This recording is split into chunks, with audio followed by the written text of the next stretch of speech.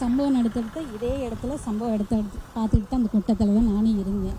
அந்த பஸ்ஸு பெருசாக இருக்குது. அந்த பஸ்ஸு பெருசாக அது வரைக்கும் வந்து ஃபுல்லாக ஆள்கள் இருந்தாங்க. பஸ்ஸு பெருசாக இருக்க வர பக்கம் நெருங்க ஆவல் அதிகம்.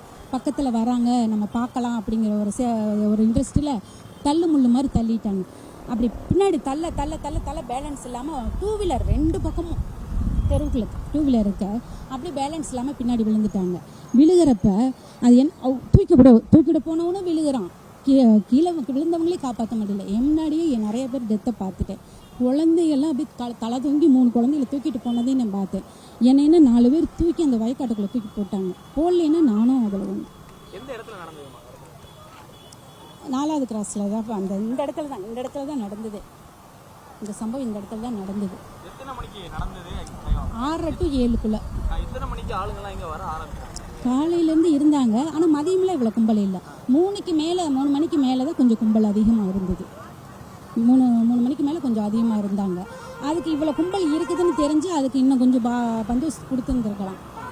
பந்தோபஸ்து அவர் அதாவது முனிப்பங்கோயில் வரைக்கும் பெரிய ரோடு, ஒன்றும் பிரச்சனை இல்லை. அதுக்கு மேலே ரோடு குறுகல், அது ஒரு மெயின் காரணம். அதுதான் வெளியில் வந்து இந்த க்ரௌடு தான் அதிகம். இங்கே க்ரௌடு அவ்வளோவா திருப்பூர் பழனி சொல்கிறதெல்லாம் கேட்க முடியல. தண்ணியெல்லாம் கேட்குறாங்க. அம்மா குழந்தை குட்டியோடு நாங்கள் வந்திருக்கிறோம், கடையிலலாம் தண்ணி திணிச்சு தண்ணி கொடுங்கன்னு சொல்லி கேட்டு தண்ணியெலாம் நாங்கள் கொடுத்தோம். போயிருக்காங்க. வெளியில் போகிறதுக்கு ட்ரை பண்ணால் முடியல. அதை ட்ரை பண்ணனால தான் மேலும் விழுந்தது காரணமே. டூ வீலர் பார்க்கிங்க்கு நல்ல ஒரு பார்க்கிங் கொடுத்துருக்கோம். மெயின் காரணம் அதுதான். பார்க்கிங் கொடுத்துருந்தாங்கன்னு வச்சுக்கோங்க. டூ வீலரோ ஒரு வண்டியோ எதுவாக இருந்தாலும் அங்கே கொண்டு போய் வச்சுட்டோம்னா இந்த அளவுக்கு ஆயிருக்காது. ஜனங்க ஒரு ஃப்ரீயாக ஓடி இருக்கிறதுக்கு ஒரு வாய்ப்பு இருக்குது. ஏன்னா எல்லா பக்கமும் சந்தா போச்சு, போகிறக்கு வாய்ப்பே கிடையாது. அதுதான் மெயின் காரணம். ஆமாம்.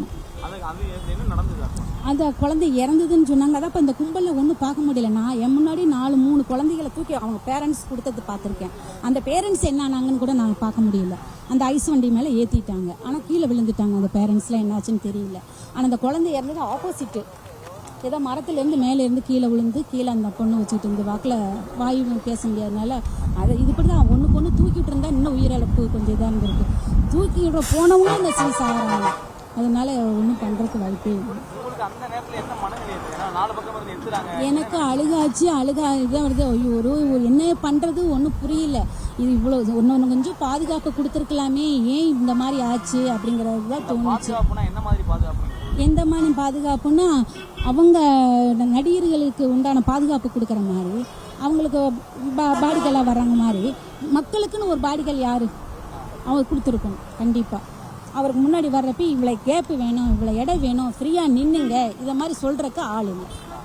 அது மெயின் காரணம். பஸ்ஸு வருது, பஸ்ஸை தான் கவனிக்கிறாங்க ஒழிஞ்சு ஜனங்களை யாரும் பார்க்கல. அது வருது மிதிச்சது தான் அந்த குழந்தை இறந்தது. அப்புறம் இது வந்து ஒன்றுக்கு தள்ளி அவங்க விழுந்துட்டாங்க. 3 குழந்தைய தூக்கி கொடுத்தாங்க. 3 குழந்தைய தூக்கி கொடுத்தது கண்ணார நானே பார்த்தேன்.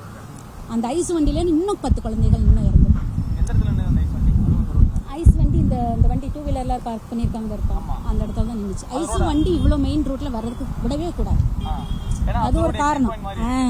அது அப்புறம் பின்னாடி பூரா 2 வீலர். இது மெயின் காரணம். இவ்வளோ ரசிகர்கள் இவ்வளோ வருவாங்கன்னு தெரிஞ்சு கொஞ்சம் அந்த மாவட்டத்தில் அவர் கொஞ்சம் இது பண்ணியிருந்திருக்கணும். இதுதான் பிளே ஸ்டோர் மற்றும் ஆப் ஸ்டோரில் இருந்து பாலிமர் செயலியை QR கோடு மூலம் பதிவிறக்கம் செய்யுங்கள். செய்திகளை உடனுக்குடன் பெறுங்கள்.